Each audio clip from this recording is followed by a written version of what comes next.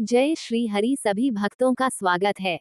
आज हम जानेंगे पवित्र निर्जला एकादशी व्रत की विधि और इसकी पावन कथा के बारे में, जिसे करने से साल भर की सभी एकादशियों का फल प्राप्त होता है। हिंदू धर्म में एकादशी का व्रत महत्वपूर्ण स्थान रखता है। प्रत्येक वर्ष में 24 एकादशियां होती हैं। ज्येष्ठ मास के शुक्ल पक्ष की एकादशी को निर्जला एकादशी कहते हैं। इस व्रत में भोजन करना और पानी पीना वर्जित है, इसीलिए इसे निर्जला एकादशी कहते हैं। धर्म ग्रंथों के अनुसार इस एकादशी पर व्रत करने से वर्ष भर की एकादशियों का पुण्य मिलता है। इस बार निर्जला एकादशी का व्रत 29 मई शुक्रवार को है। व्रत विधि। निर्जला एकादशी के दिन सुबह जल्दी उठकर नित्य कर्मों से निवृत्त होकर सर्वप्रथम शेषशायी भगवान विष्णु की पंचोपचार पूजा करें। इसके बाद मन को शांत रखते हुए ओम नमो भगवते वासुदेवाय मंत्र का जाप करें। शाम को पुनः भगवान विष्णु की पूजा करें व रात में भजन कीर्तन करते हुए धरती पर विश्राम करें। दूसरे दिन किसी योग्य ब्राह्मण को आमंत्रित कर उसे भोजन कराएं तथा जल से भरे कलश के ऊपर सफेद वस्त्र ढककर और उस पर शर्करा, शक्कर तथा दक्षिणा रखकर ब्राह्मण को दान दें। इसके अलावा यथाशक्ति अन्न, वस्त्र, आसन, जूता, छतरी, पंखा तथा फल आदि का दान करना चाहिए। इसके बाद स्वयं भोजन करें। धर्म ग्रंथों के अनुसार इस दिन विधि पूर्वक जल कलश का दान करने वालों को वर्ष भर की एकादशियों का फल प्राप्त होता है। इस एकादशी का व्रत करने से अन्य 23 एकादशियों पर अन्न खाने का दोष छूट जाता है एवं यह कुरुते पूर्णा द्वादशी पापनासिनीम सर्वपाप विनिर्मुक्त पदम गच्छन्त्यनाम्यम। इस प्रकार जो इस पवित्र एकादशी का व्रत करता है, वह समस्त पापों से मुक्त होकर मोक्ष प्राप्त करता है। निर्जला एकादशी की कथा। एक बार जब महर्षि वेदव्यास पांडवों को चारों पुरुषार्थ धर्म, अर्थ, काम और मोक्ष देने वाले एकादशी व्रत का संकल्प करा रहे थे, तब महाबली भीम ने उनसे कहा, पितामह, आपने प्रतिपक्ष एक दिन के उपवास की बात कही है। मैं तो एक दिन क्या, एक समय भी भोजन के बगैर नहीं रह सकता। मेरे पेट में वृक नाम की जो अग्नि है, उसे शांत रखने के लिए मुझे कई लोगों के बराबर और कई बार भोजन करना पड़ता है। तो क्या अपनी उस भूख के कारण मैं एकादशी जैसे पुण्य व्रत से वंचित रह जाऊंगा? तब महर्षि वेदव्यास ने भीम से कहा, कुतिनंदन भीम, ज्येष्ठ मास की शुक्ल पक्ष की निर्जला नाम की एक ही एकादशी का व्रत करो और तुम्हें वर्ष की समस्त एकादशियों का फल प्राप्त होगा। संदेह तुम इस लोक में सुख, यश और मोक्ष प्राप्त करोगे। ये सुनकर भीमसेन भी निर्जला एकादशी का विधिवत व्रत करने को सहमत हो गए और समय आने पर यह व्रत पूर्ण भी किया। इसलिए वर्ष भर की एकादशियों का पुण्य लाभ देने वाली इस श्रेष्ठ निर्जला एकादशी को पांडव एकादशी या भीमसेनी एकादशी भी कहा जाता है।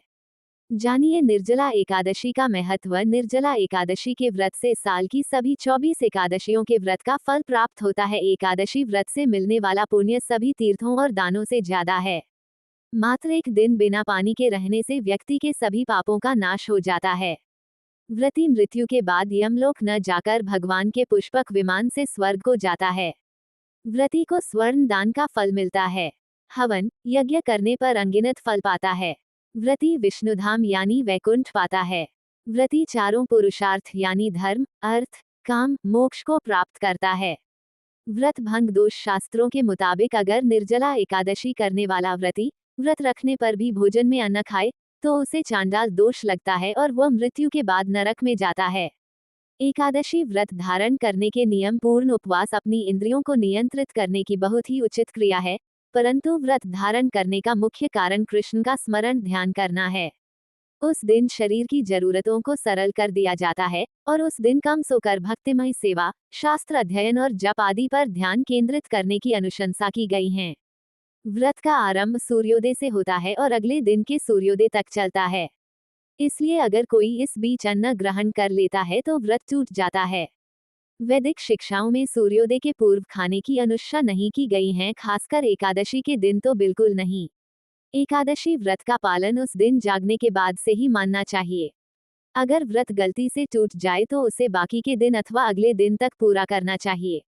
वे जन जो बहुत ही सख्ती से एकादशी व्रत का पालन करते हैं, उन्हें पिछली रात्रि के सूर्यास्त के बाद से कुछ भी नहीं खाना चाहिए ताकि वे आश्वस्त हो सके कि पेट में एकादशी के दिन कुछ भी बिना पचा हुआ भोजन शेष न बचा हो।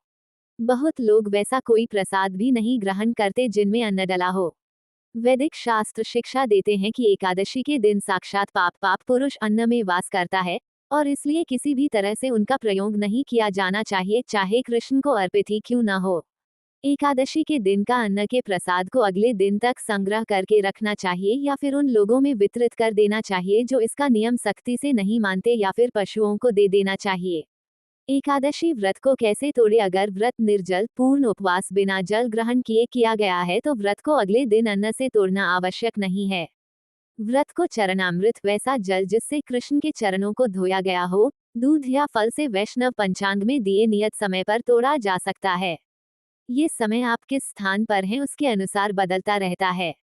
अगर पूर्ण एकादशी के स्थान पर फल, सब्जियों और मेवों के प्रयोग से एकादशी की गई है तो उसे तोड़ने के लिए अन्न ग्रहण करना अनिवार्य है।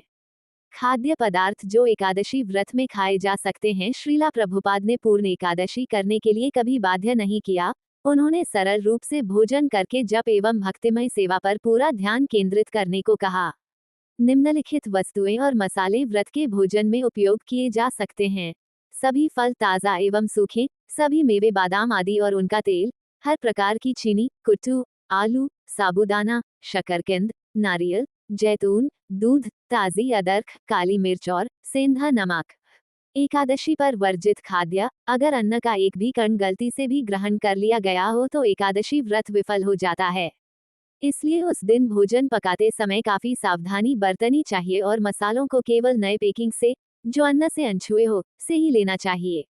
निम्नलिखित खाद्यों का प्रयोग एकादशी के दिन निषेध बताया गया है। सभी प्रकार के अनाज जैसे बाजरा, जौ, मैदा, चावल और उड़द दाल, आटा और उनसे बनी कोई भी वस्तु, मटर, छोला, दाल और सभी प्रकार की सेम, उनसे बनी अन्य वस्तुएं जैसे टोफू, नमक, baking soda, baking powder, custard और अन्य कई मिठाइयों का प्रयोग नहीं किया जाता क्योंकि उनमें कई बार चावल का आटा मिला होता है।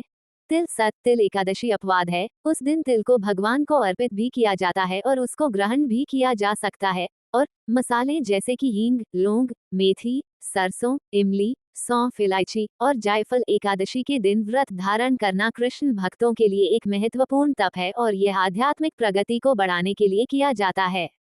बिल्कुल निराहार व्रत करके कमजोर होकर अपनी कार्यों एवं भक्तिमय सेवाओं में अक्षम हो जाने से बेहतर है थोड़ा उन चीजों को खाकर व्रत करना जो व्रत में खाई जा सकती हैं। तो भक्तों, यही थी निर्जला एकादशी व्रत की संक्षिप्त विधि और कथा। अगर आपको ये जानकारी अच्छी लगी हो तो वीडियो को लाइक करें, शेयर करें और चैनल को सब्सक्राइब जरूर करें। जय श्री हरि।